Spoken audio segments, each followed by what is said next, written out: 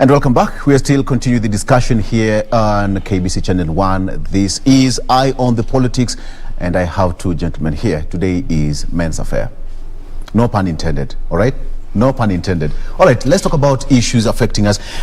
Gentlemen, let's talk about the issue here on the front page of the Star newspaper. Matiang'i's secret card in Raila and Uhuru 2022 succession plan. And of course, the story continues to say that probably he's being groomed for bigger roles, as well as the seat of presidency come 2022, as well as the spokesman of Nyanza once Raila Odinga is out of politics. The question is Matiang'i fit to fit the bill? Starting with you, Justus.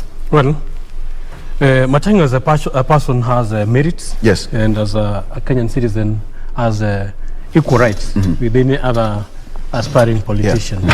To represent his people, represent his region, and the problem would be who is fronting him. And that takes me back to the same I give analogy of various war front or war styles.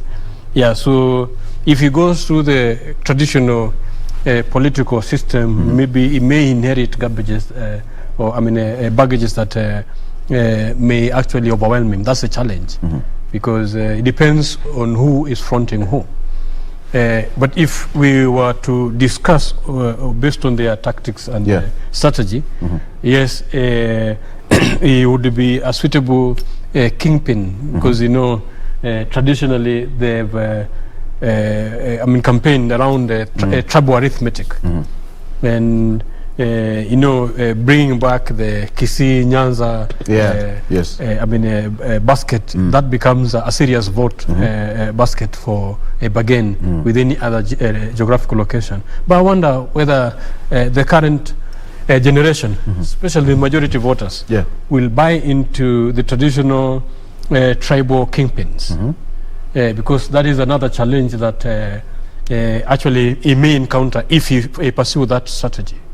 And if he fall into it, yes, he is a suitable candidate to bargain with and represent his community. He is merited it based on his tough stand and the deliverables he has delivered on the previous dockets he has occupied. But Kenyans are dynamic. Kenyans are thinking different. And I think that is the class where I belong to, where we believe we are beyond the tribal representation. We are beyond that old archaic political tactics. We are entering a scenario where Kenya needs to be equal in the face of humanity. And for Kenya to be equal in the face of humanity, we have to put our best foot forward. And to put our best foot forward, there are certain tenets that we'll need from leaders.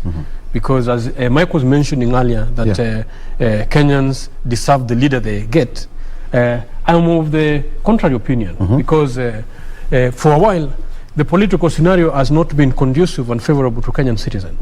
The political parties have traditionally been established around certain individuals. And these individuals have not been driven by ideologies. Some actually have interests of protecting the family interest, family businesses, and then some come to loot, and we've seen them, the tumbocrats, how I call them. You may call them tumbo economics. And these tumbocrats have always actually messed up the citizen aspiration to attain or achieve the liberation that our grandfathers fought for. If you saw the Maus and our fathers who are fighting against individuals with guns, with machetes, and they defeated them. You cannot underrate such resilience. And I am so hopeful that that resilience still exists among us. And we saw it.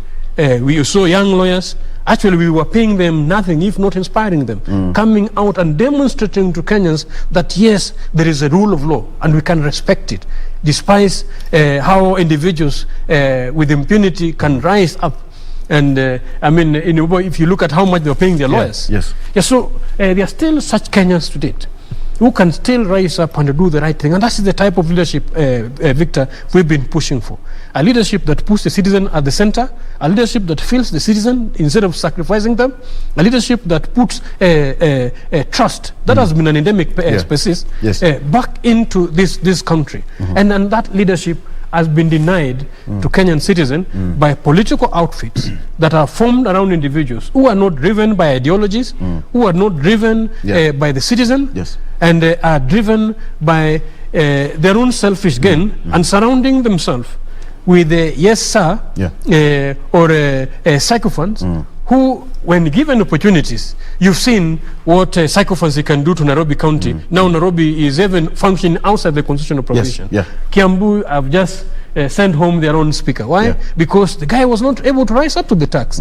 These are the elements that are forced down the citizens' throat because citizens have never had suitable outfits. And as JFP, we tell them there's a new dawn. Justice and Freedom Party is available, and any Kenyan who is ready to merit any position, we invite you. Come and take your ticket. We will not stop you. We will not sell it. And we will let Kenyans get the leaders they deserve. And this is what has been missing. Because traditionally, Kenyans are always treated to leaders they do not want. So choosing from two evils has never made it right. So that is why sometimes I defend the citizens, despite the issue that we've had. The citizens given opportunity can always make it right, and this is why we are on their side to help them make it right this time. Just ask Agwanda, how is it going to work? Because every region right now is now focusing on having their kingpin. How is Matiang'i matrix going to affect the Nyanza as a whole kind of voting bloc? I'm reminded of a time when President Daniel Troy Teacher Arap Moi wanted to retire. And in his heart, he thought that he needed to leave the leadership of the country to a man that he had chosen. In Kakamega, he decided to flag off that man, and that was none other than President Uhuru Kenyatta today. And he went to the election, and it didn't work. President Moi was a man that had served this country for many years, was hugely respected, revered, and feared at the same time. That did not work. The question I want to ask myself is, who is going to lift Dr. Matiang'i's hand and say, this man fits to be your president? Sometimes you've got to really go to the people and ask the people for those votes. Matiang'i has never run for any political office. Matiang'i was a don at the university before he was appointed a minister. And he has not endeared himself to be that man that might possibly want a position of election in this country. For that to happen, perhaps Matiang'i should have started. I look at the time, Oloo, and I'm seeing a situation where we're only having but 1 year. Even the president himself might not pick somebody from somewhere, like an office somewhere, and make him a president in 2022. President Moi tried with Uhuru Kenyatta and it did not work. I don't see who will lift at the hands of Matiang'i today and show him to the people and take him to every corner of this republic and say he is Tosha, and then have him. When President Kibaki was supported by Honorable Raila Odinga, and when Raila Odinga said Kibaki Tosha, he did not say it lightly. He knew that he had votes that he needed to bring home. For you to be the President of the Republic of Kenya, first of all, you must look at your background and say, how many votes do I have? Has Dr. Matiang'i displayed those many votes that he has? Honorable Matiang'i will be asked and tasked by the people that he will go to. And we don't know when that will happen, because today is a civil servant. By the way, I think it's expected that if you are running for any political office, by next year, February or something like that, you should have resigned. Yes. I'm hoping that men and women that have great potential and are looking forward to lead this country will have resigned by then. The question is, will Matiang'i resign by February or so to run for any political position? Until then, is not a question. The question is, what kind of political force would he bring? I still do not know, because the political force is determined by the votes that are supporting you. Yes. More recently, when there were campaigns in, I think it was in Nyamira. In Bomachoge. In Bomachoge, yes. You can see what happened in Bomachoge when the police raided the governor's home. And that actually, painted him in a bad note. The position is, and sometimes it's very difficult to endear to the people, because first of all, you're looking at a position of the law, you're looking at a position of order and authority, you're looking at a position also of intimidation.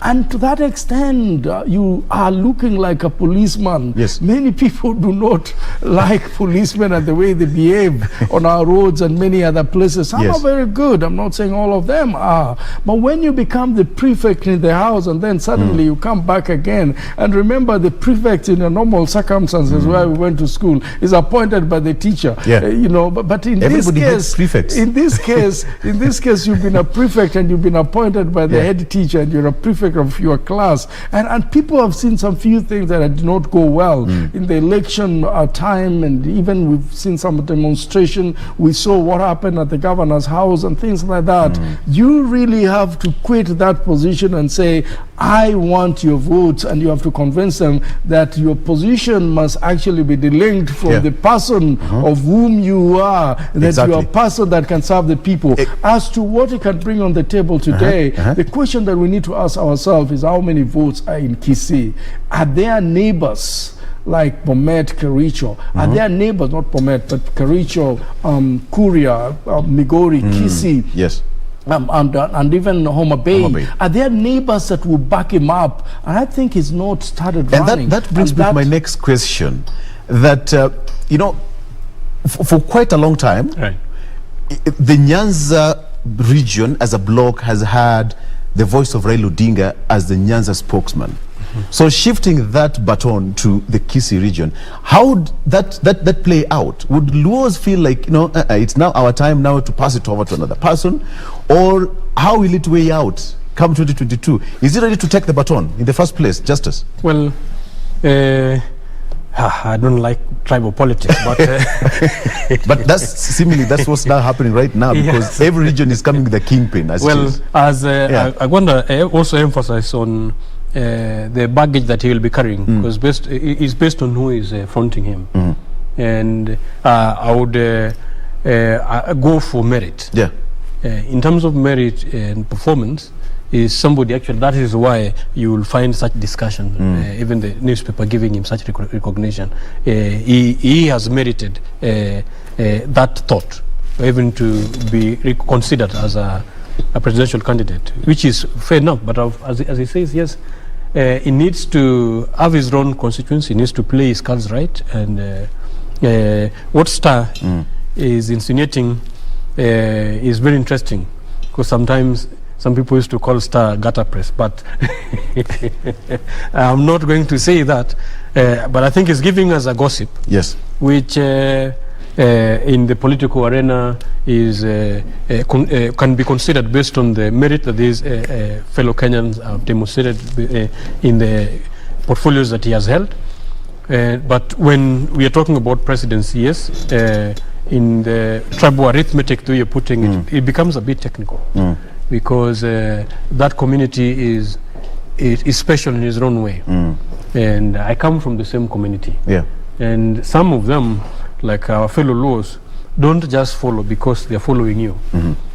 Some of them, traditionally, if you look historically at who they've been, are inspired by certain tenets or behaviors. And if one is able to resonate with that, then you stand opportunity.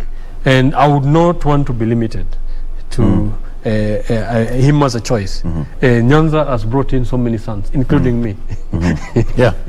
So if he plays better than me, well and good, we will appreciate and support. But if I play better than him, then he support. What are his chances of, ascending to the top seat? Depending on whichever way you look at it, with all the political forces now ready to form, the alliances ready to come up, we'll see more, Well, among the change that we are looking for, he stands as an alternative. Because if he's able to dissociate himself from the foxes and the wolves and get back to the people, which is a bit difficult right now, based on the baggages that he's having on his back. And I would also really not focus there, because if he was to bring any change, this gentleman has served at the helm of various areas, especially key is education sector, which is a challenge that this country is have to resolve, because most of our issues that we are facing is as a result of our education system, and the education system informs a lot of mindset change that we need to move to the next level. I saw President Yoweri Museveni blaming Africans for sitting back and waiting for outsiders to help them. And they are waiting to die, expecting that outsiders will, give them vaccines and stuff like that. And I, for once, actually speaking sense on the things that they ought to have been championing. Because the challenge that is making Africa to think the way it's thinking is because of the education system. Train a child in the way they should go when they're young, and they'll not depart from those ways. Our education system to date has not focused on character development, has not focused on innovation, has not focused on critical thinking, has not actually focused on raising up independent students who do not have to be employed. Because actually as it stands is so many vijana mwisho wa kusoma mutapata kazi mzuri. Sasa kazi pia these tribal kings wamepeana ndugu zao, they've given to their own kings, is all nepotism and tribalism all through. And this is why you find our brothers from the mountain are fighting to continue holding those corporations, those business areas, so that they continue employing their own, they continue privileging their own people, without thinking that if we invest in the right mindset, and if we educate our people well, we can have a bigger cake, and the entire nation can actually progress further. So if Matiang'i was not able to deliver in education sector in transforming Kenyans' mindset to be independent, to be innovative, to be creative, to actually live the aspiration that the Kenyan dream has always longed for, the elusive dream, then I wonder what he will bring to the table when we are thinking about ideologies. I will easily kick him out of the table. Mike, the question right now is, Raila Odinga is a busy man right now. He's been to Mombasa several times, because the unity at the coast is not what people thought it would be right now. He's working for Matiang'i, as put on the papers, and right now he's also focusing on Mombasa. How is it going to be for him now that, Mombasa has been perceived to be an ODM stronghold, and the unity in that particular region is under threat? Take this to the bank. Yes. I don't think Raila is in a place to tell anybody today that so-and-so torture. I think Raila is going to run for president. Take this to the bank. What if he says somebody so-and-so torture? That is exactly what the NASA brigadier have been trying to look for. We have Honorable Kalonzo Musyoka saying very well that it's done, that it needs to be supported within the NASA. We know that Musalia Mudavadi has said that a number of times, that it is done, that it needs to be supported, and Raila needs to support him, specifically Raila. The NASA fraternity knows very well that no single one of them can amount to be the president of the Republic of Kenya unless they're supported by Honorable Raila Odinga. Raila Odinga does not just support. He supports because he has votes that is gotten in this country. Many, many millions of votes. And those votes, that's what a politician is looking for. When you're going for battle, first of all, you need to look at your backyard and say, how many how much prepared am I? Raila is prepared with the votes that you cannot underrate. He's prepared with the votes that made the President of the Republic of Kenya to say, gentlemen, let's sit on the table and agree on how we can run this country. Over 7-point-something million people behind him. And literally shake hands in the interest of this country, not on our personal interests. And perhaps that's why we've seen the peace and tranquility that has actually run in the second Uhuru government. I can tell you for free that if the country continued with the tempo that it began in 2017, just after election, when people were demonstrating every Monday, and people were not going to work, and then there were demonstration and tear gas everywhere, no country will live like that. We will not be anywhere. And so the question that everybody is angling for today is Raila going to endorse me or is going to run for president? Even Juma here at one time was a presidential candidate. He would have wished that Raila endorses him. But what I am saying, that is if wishes were horses. What I am saying, that's what you call a hit below the belt. But that's a reality, because even my colleague here will tell you he has the votes, and the country knows that he has the votes, and those votes are very important for a presidential aspirant. And I want to bring you to where it matters most. Look at our presidency. President Kenyatta was backed by everybody that was in politics then, including from every region in this country. That is how he became the Prime Minister and the President of the Republic of Kenya. Look at President Moi. He endeared himself to every corner of this country, and that is why he stayed in power for 24 years. Of course, there were also a lot of skeleton on his backyard, but he stayed in power because he knew everybody. His intelligence was so powerful that he knew what everybody was talking about. Look at President Kibaki. He did not become the president. In fact, he ran the first time and he was not able to. He did not become the president alone. He became the president because people came together and made him the president. Look at President Uhuru Kenyatta. He looked for people around, and he ran for president the first time, and he realized that he could not do it. He looked for William Somaya Ruto, and he realized that he could get the Rift Valley votes and bring it and join it with other votes, and so he could win. He also knew very well that he was having a formidable challenge from Honorable Raila Odinga. Today, President Uhuru Kenyatta is not running. It is one William Ruto that is running, and one Honorable Raila Odinga that is running. Until he decides that I'm not running, and he has not declared that he's not running, even though he has not said. Sometimes it is not what people say, but it's what they do, and that is why you're saying is that the caution is everywhere. He's not there on behalf of Remember, you're talking in front of a party leader who is also a presidential candidate. So I'm wondering why he's seeing Raila and he's not seeing me. Are you a third force? Well, I've said if we go by the traditional way, and I appreciate those who actually look at it, look at the reality as it happens. But some of us, where we're coming from, I think probably that is, we resonate with Kenyans who can make what has never been be. Because I think that is what a good leader is, to make what has never been be. We believe that it's no longer what the people, the sycophants who follows. It is the constitution and the power. He comes from an area where somebody is known. By then there was no constitution written, and he is called Ojejo Teko. And when the colonialists actually rose and they were taxing people and collecting cows, and Ojejo stood in front of the governor, colonial governor, and told him that the cows of Kanjira are not going. And the governor asked him, how? Whose authority do you have to tell me not to tax you the cows? And he said one significant thing, which you should remember. You don't have to memorize the constitution. Even then, Ojejo Teko knew. He said, the people have said that the cows of Kanjira are not living. And there was one man.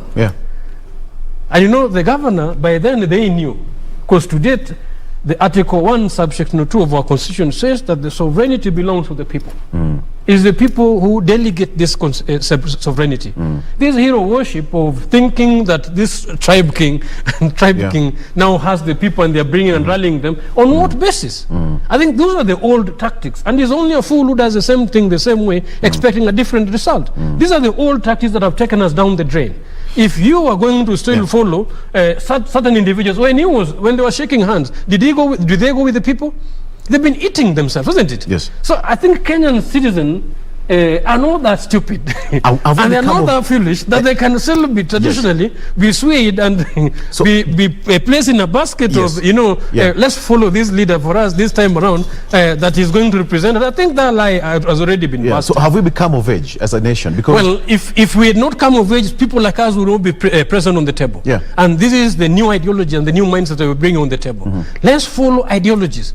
Let the power of the people, as per the constitutional provision, come back, so that we delegate it to individuals who merits it. Just as its area said, let's follow ideologies. Is a common mwananchi being, the civil education?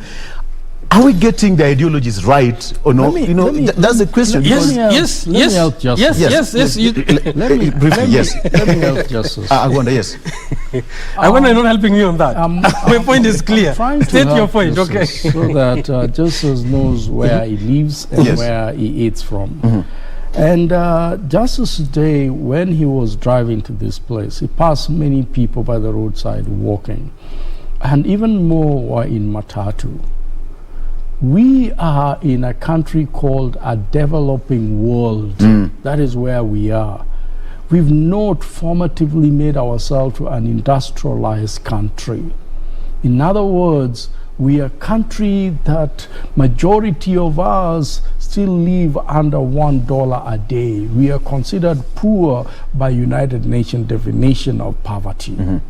Now, if more than a half of us are considered poor by that definition, then Justus needs to understand that if he's a politician, it doesn't matter how beautiful philosophy or how beautiful, his campaign to look like. If he doesn't have money to give to these people, they will not listen to him. Until we make this country, an industrialized country, we will see leaders that you will never have expected amounting to those positions because they came with money. The source we don't even want to talk about. That's for another day. And as long as we're still having the likes of Justus saying, oh, this kingpin and this, and they don't empower people economically, and who is supposed to empower people economically for that reason? It is a government that gives an opportunity to the citizenry to do business and to do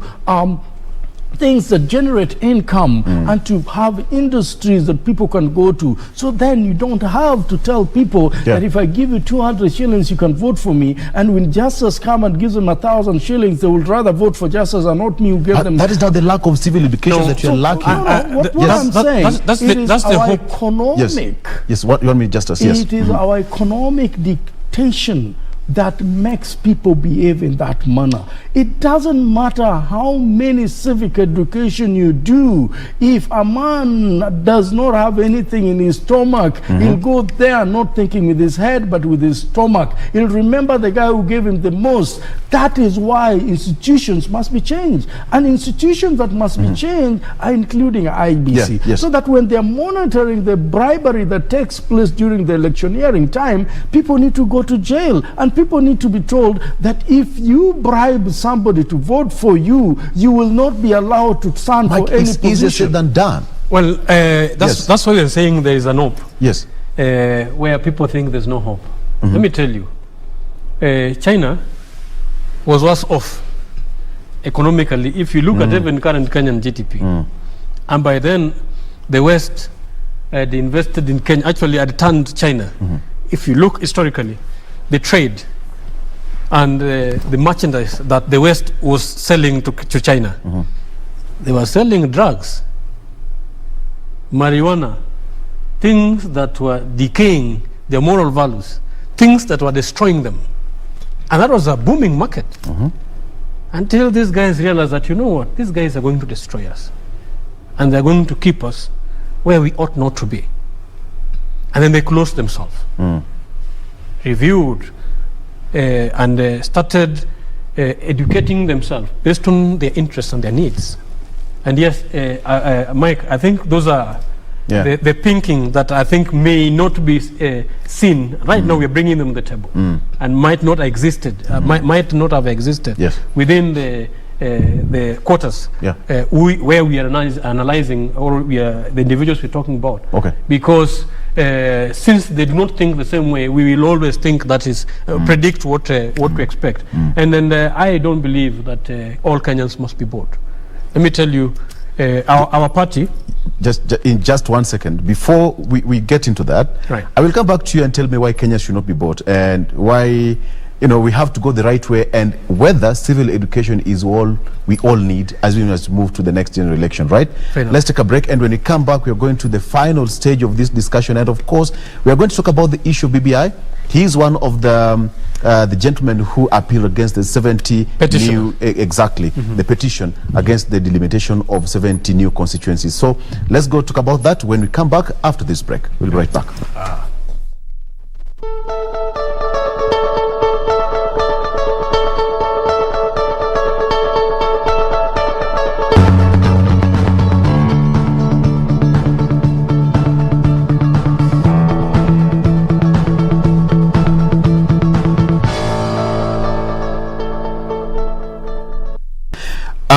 We are coming to the tail end of this discussion, but we are having a discussion right now, and just before we went on a break, you are saying something. Probably we can just pick it from there.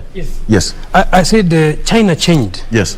And China managed to change because of their extreme departure from the norms. And these are the thinking that should inform the citizen, especially the Kenyan citizen, if we really want or we are interested in a change. We have to think outside the box. Sometimes I'm not the type who want to be a small fish in the big sea. You can create your own your pond and then be a big fish. And Kenya is capable. So far, Kenya is a giant as an economy in East Africa. The people who are failing Kenya are the leadership that Kenya is having. And you have selfish, myopic, short-sighted leaders who have refused to allow this country to shine. Because even when you're talking about technology, Kenya was the founder. Actually, we were championing in M-Pesa, the cashless transaction, or the M-Pesa cash transfer. It began here. And if we were able to just tap in a little bit into this talent, into this creativity, and just need tweaking and maneuvering the education curriculum, get it away from the exam centeredness, and allow Kenyans to be innovators. Even during these tough times, normally tough times determine and describes an individual. That's when you know who true color of Mike can be. Give him crisis. And crisis that we were having, especially with this pandemic, to me it was historical. We could have used this opportunity to actually showcase to the world that we are different. And we would even inform the next generation on how to handle crisis. It was an history given to us. But some leaders decided to handle it. Actually, their approach was inverted. Then they first of all looked at Kemsa iko wapi. You know what? And they fulfill the committee with interesting family members and businessmen who, when the world actually is mitigating and giving relief to their workers, some were busy. Some banks were busy firing people and sending them home, and even leaders were busy sending the employees home. And these are not individuals who are able to write the history that Kenya desires. And this is why I'm so convinced that as citizens, we deserve good leadership, and the citizens have been inhibited by the bad leadership we've been having.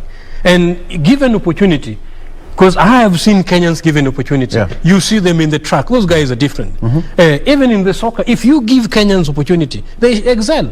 But this education system curtail talent development. You can't go to the field and play soccer effectively. It's not enabling you. It wants you to be a doctor, it wants you to be an engineer or an accountant. By the end of the day, what does the market need? I see Mike. I actually want to say... Voice is blazing somewhere. Okay, Mike, let him motor.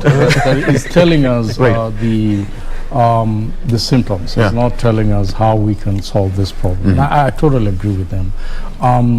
the Jubilee government has not done very well in supporting the civil society in this country. Remember, what brought Moi into reality is when the civil society came out very strongly, and there was a lot of civic education. When President Uhuru Kenyatta came into power, some of the few people that he fought with was the civil society as well as the donors that were supporting those civil societies. I think that has to change. If we want this country to change, like Juma is saying, I really think it is important that you must empower the small groups that are called community-based organizations. You know, everywhere in this country. And I remember when we were growing up, we had all this community-based organization. We were discussing issues of HIV/AIDS. We were discussing issues of sports. We were discussing a lot of things, tree planting and stuff like that. That cannot happen if you do not support those young men and women that are out there. And it can also not happen if we want an electioneering period that is devoid of violence, that is also devoid of shenanigans and bad leaders. That can only happen when you allow the donors to come in. Just like when we had the issues of human rights, there was a lot of support from the West, there was a lot of support from within. The country must come to a point where such leadership is not just being driven by the government, but it's driven by the youths, it's driven by the young people, and they can get resources to do that. If we don't, then we're not going to change. I believe that when China wanted to change, first of all, they started by changing amongst themselves and ensuring that the resources went to the right place. We've seen that the government is not accountable to money that is going to social groups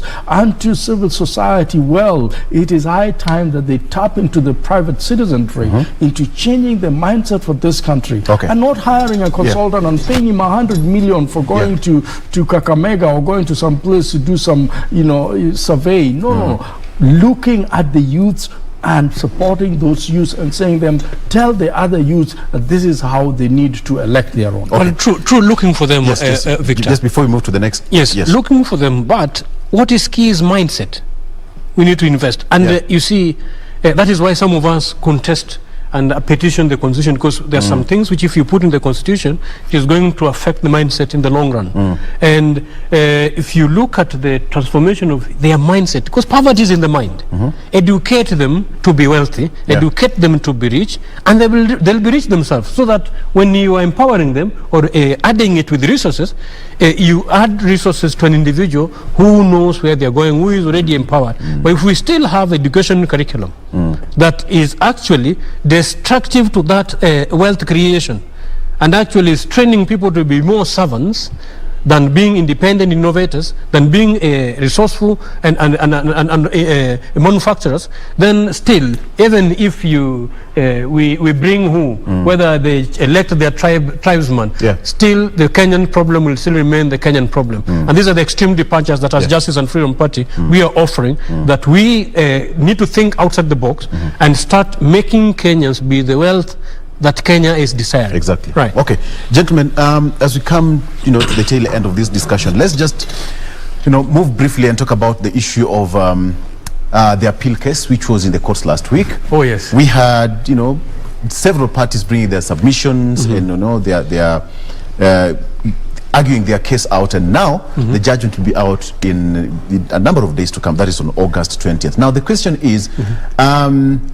with all that now done, and the judgment is due, are we ready to have a proper election come next year? To start with you, Justus. The election calendar is clear. It is in the constitution. It should be after every second Tuesday of August, of the 5th year of the previous election. So that one is solid. Those are now the protected clauses. You need to probably have crisis to them, another pandemic. Let's hope they don't sustain the corona up to then. For it to be pushed forward. Or probably have a security emergency for you to push it. But as it stands, electoral calendar is very clear, and that helps candidates to get ready, which is very fair. And the submissions we did, and the petition on BBI, because I should Kenyans, actually, we are not going to praise ourselves, but some of us were concerned about the additional burden that BBI was going to add to the Kenyan citizen. Looking at the current economy, where the government is already in the loan that you apply for. Imagine the loan that you apply for, the government is taxing you for the loan. A loan that you're taking. The government is taxing you. The question is, Justus, is that you are in the front line and on the spotlight as petitioning against the delimitation of 70 new constituencies. Exactly. Why? Because the mandate of delimitation of boundaries is given by the Constitution to boundary independent election and boundary commission, which is a IBC to date. And there is a science that informs it. It could be census, but of course there is population density that they're looking for. Every constituency must merit specific population quota. And we looked at various options that were being tabled, and also the numbers that were being proposed. Actually, they were already been determined. They were not even being proposed. Whereas IEBC actually should be the person who is informing this. We look at the answer that IEBC presented before this commission, and there was nothing like that. So we were wondering then what science was informing this. And this alone was going to add around 430 billion burden to taxpayers annually. And at the same time, you're talking about an increment of devolution, which was to be done, to be increased from 15 to 35, which even as it stands right now, there's nothing that stops them from implementing 15 and above, because the minimum is 15. And let me tell you, even currently, since this government came into power, they have never devolved more than 10% or 11%. They have not even matched that 15. And nothing stopped them from devolving more than 15%. So if they were to devolve more than 15%, the question would be, where are they going to get the extra resources? And what was the science informing the 70? For example, in Kiambu alone, which was going to probably have 8 more constituencies. Kiambu, currently as it stands, has only 2 constituencies which have surpassed its population quota, with probably about 40,000. 40,000, you can still, even if you had 40 plus 40, you won't get to 180,000. So 40,000 each, if you add together, probably have 80,000. Maybe if you were to talk about population, additional constituencies, you would have been talking about 1. But if you give them 8, and at the same time in Kiambu, there is 2 constituencies in Kiambu which are below population quota, which if you were to review scientifically, you should actually degassette them and merge them together. So what I could have done is spread the line, the additional 42, the ones with less population quota, and Kiambu would not need any more any more constituencies. So if individuals decide and determine without science, and then again they surpass the constitutional provision and the constitutional body who are the custodian of that mandate, and delimitate constituencies for themselves. And this is what was informing this, Victor. And then let it be very clear, because the proposal that BBI was bringing actually is bringing back the prime ministership, which was to be elected by majority members in the House. And some people had calculated on how they are going to get the majority members in the House. And these are the deals that are actually being cut beyond the tables, so that when the boundaries are delimited, they will get the number they need, and he will ascend to be a prime minister. And this is why I've been telling even Agwanda. And then your old brother sometimes need to listen to us, even if we are young, because he would even save him a lot. Angelia Palembele, because with a powerful prime minister, and controlling the cabinet, because the prime minister will be controlling the parliament according to BBI, where they will also be electing and choosing the minister. In other words, the prime minister will be the head of the government. He would easily send the president home. Alafu he will be coming back to us to start throwing stones. We've saved Kenyans a lot. I can see the way Agwanda is looking at you. Agwanda, what do you have to say about that? What I have to say, you've been sent to go and tell your brother. Sometimes it is not what they say, but it is what they do. Now we need to ask the government whether they were really honest about the BBI.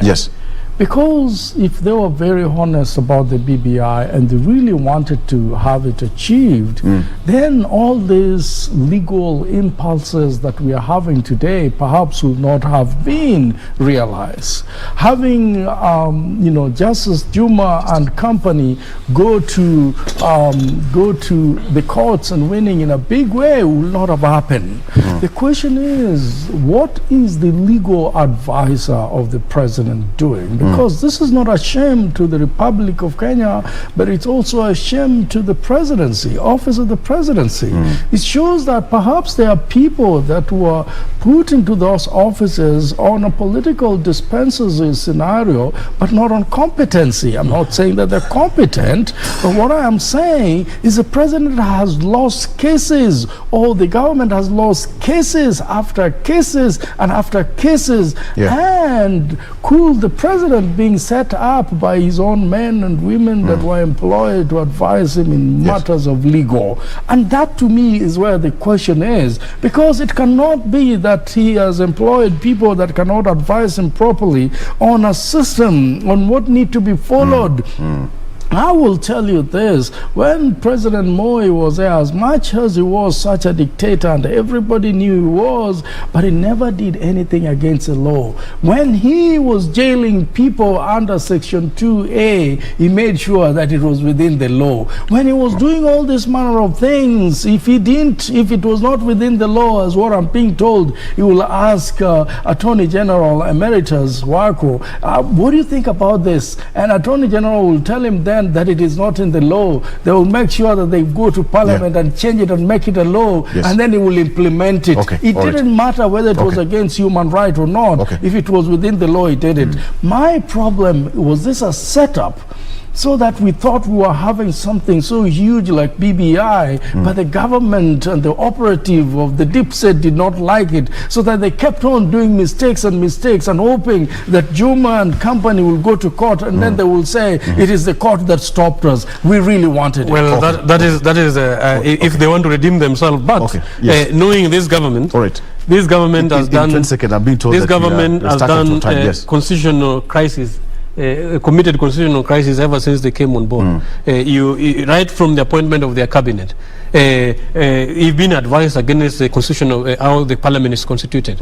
He's been advised a number of issues where he has gone against the constitution. Actually, Oloo had to come from Rongo to tell the government, the president, that he's so annoyed.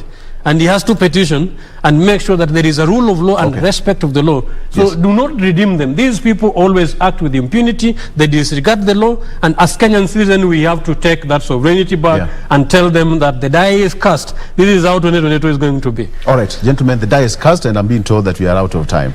We have to leave. Thank you so much. Justus Juma, who is the party leader of Justice and Freedom Party. And we also have Mike Agwanda here, who is a governance and political analyst. Gentlemen, thank you so much for coming to the show. And of course, you as a viewer, thank you so much for watching. Monday is almost gone, all right? Tumemaliza. Thank you so much for watching. My name is Victor Oloo. Doreen, thank you. On behalf of Doreen, let's do this again tomorrow. Bye-bye. Have a good day.